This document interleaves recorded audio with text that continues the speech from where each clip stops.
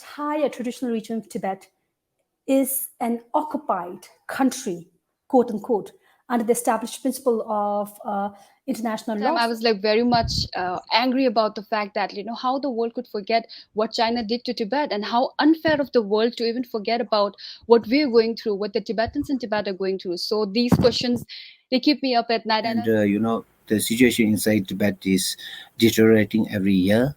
Either is in human rights violations, or it's related with the environment. And children as young as 4 years old are being stripped away and coerced and forced away from their families for 5 days a week. And Dr. Gelala, who is one of the spearheads of this report, has said to me that within 3 months, he saw some of his niece and nephews not being able to communicate with their grandparents anymore.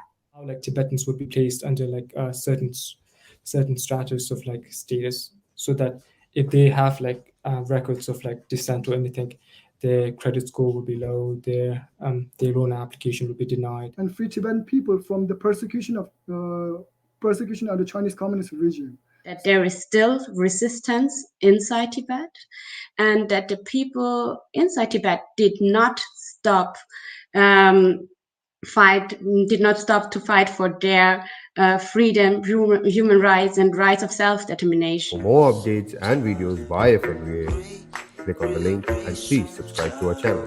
Thank you for watching.